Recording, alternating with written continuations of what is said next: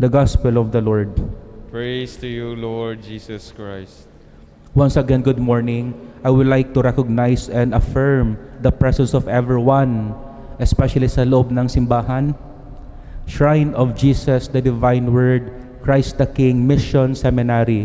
Sa mga nasa kanya-kanya mga screen ngayon, mga nasa loob sa iba't ibang lupalop ng Pilipinas, and Filipinos and non-Filipinos abroad.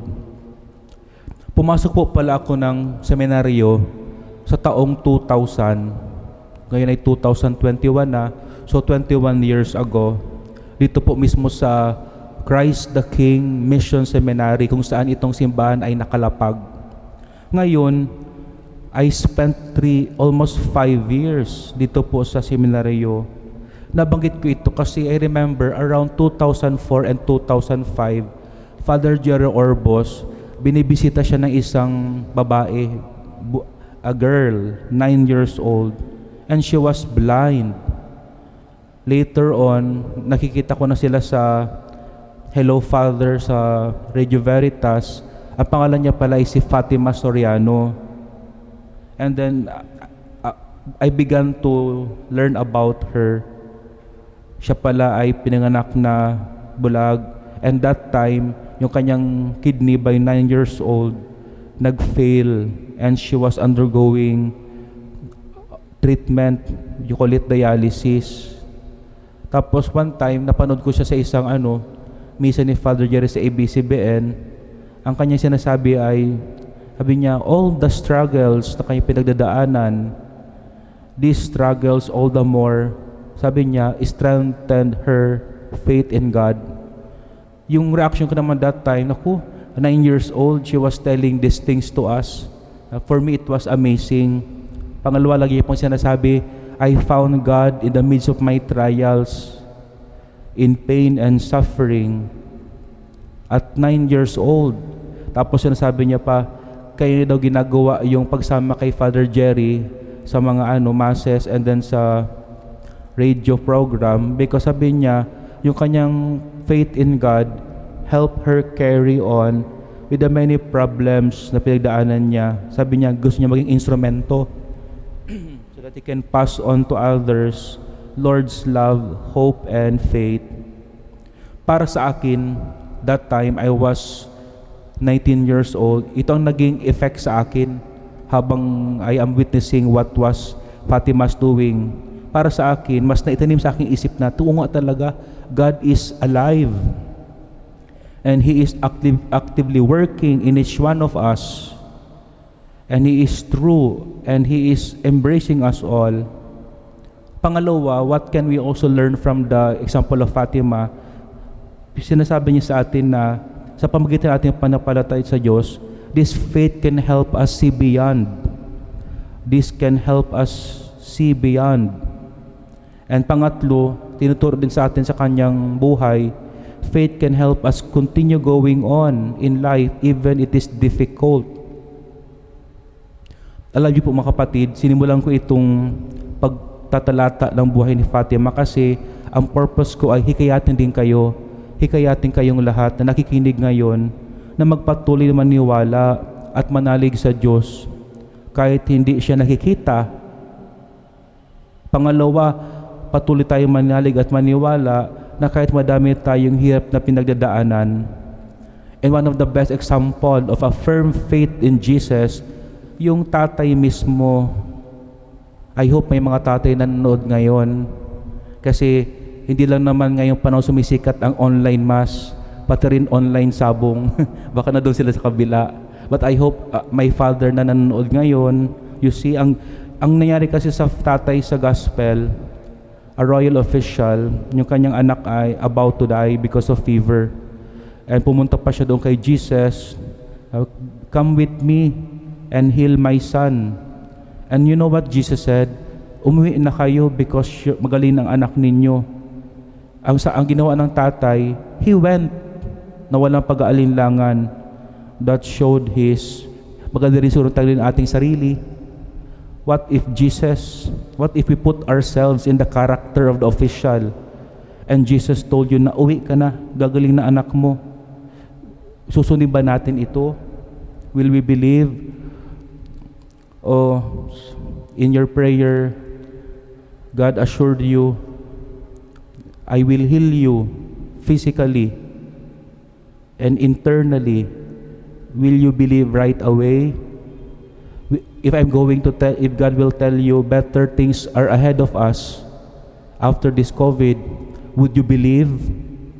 If God will tell you, kahit nawalan ka ng trabaho, you can still find a job or find a new ways to earn income, are you going to believe? Are you going to believe? Totoo nga, our faith is tested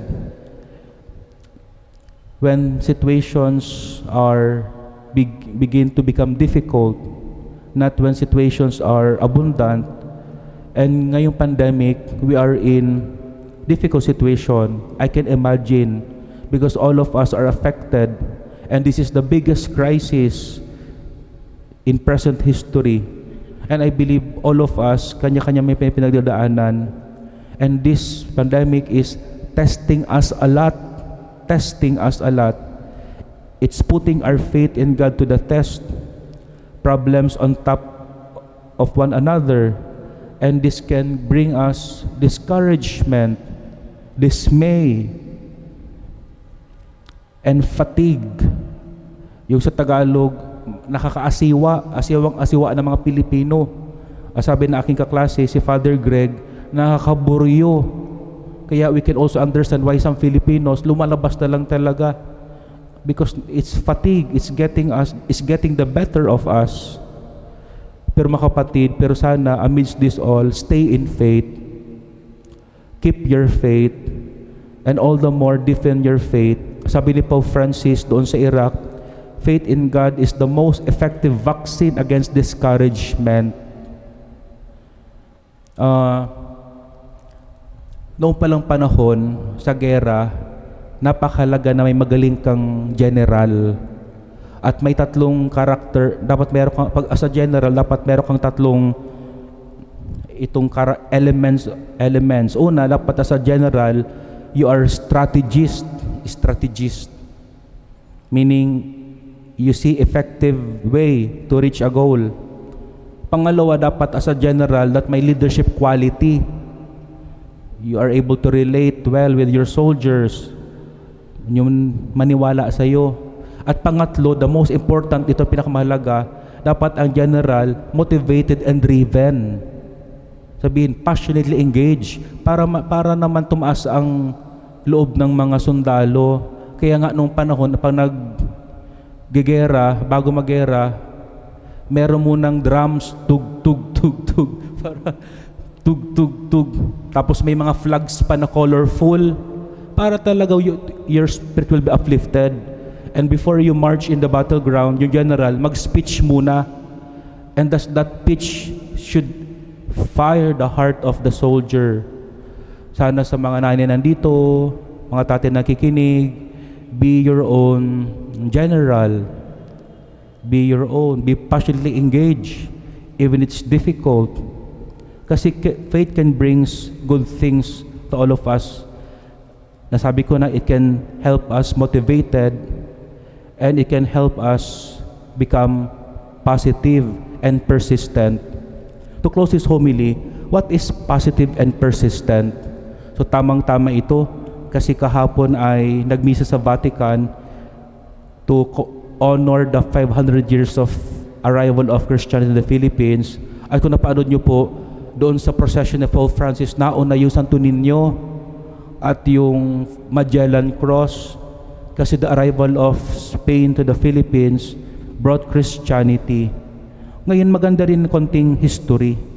We can learn about some history ni Magellan. That can be applied to our faith. Alam niyo po pala, that time kasi nila Magellan, na-separate ang two superpowers, Portugal at saka Spain. Ngayon, lahat ng European country gusto makapunta sa Moluccas Island. Diyan sa may Indonesia kasi nandyan yung spices. And spices that time is equivalent to gold. Ang problema, yung highway papunta doon sa Moluccas ay controlled ng Portugal. At ang Spain, pag pumapasok doon, they are being harassed by the Portuguese. And for some time, they are hopeless. Wala talaga. Bala na mga Portugal sa Spice Island tayo. But one person, driven by passion, Magellan, thought of, baka may ibang daanan. Let's discover new territory. Baka may ibang highway. So sana ganito ang ano natin ngayong pandemic. It's not the end of the road for all of us. Baka may iba pang daanan. And Magellan taught us that there is indeed. Ngayon, kaso, dahil ibang daanan, marami silang na-experience na kahirapan. Una, may nag-mutiny, may gustong umalsa. Kasabi ng mga soldier na ito, wala naman sigurong pupuntahan tayo kasi what they see is only vast sea. Baka instead of going to your Spice Island, we will die, we will doom to disaster.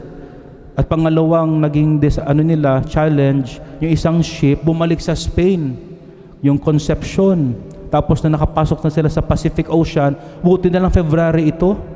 Kasi kung si Magellan pumunta ng September, October, wala na, binagyo na sila. Kaya ang pinangalan ni Magellan sa Pacific Ocean, Mar Pacifico, kasi daw the sea is calm. Kasi February. Anyway, tapos 99 days sila sa Pacific Ocean. Then they stumbled the Philippines.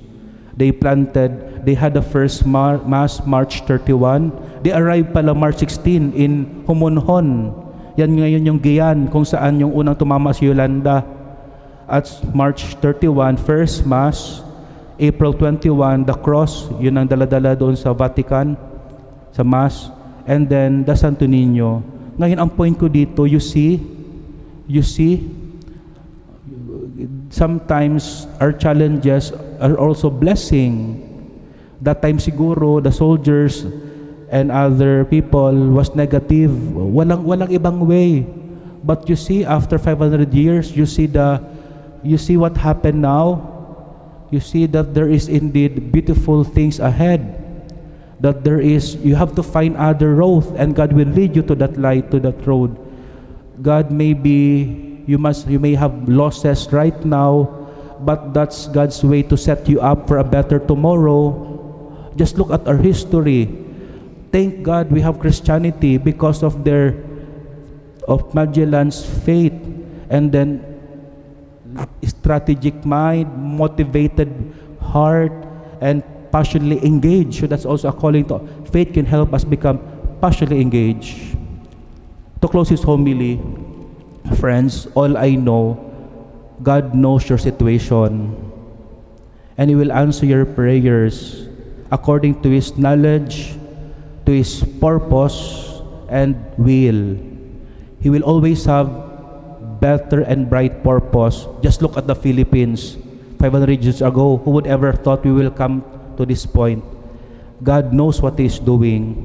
What matters most for now is to keep your faith strong, keep your faith alive, and be firm to commit to love God above all things.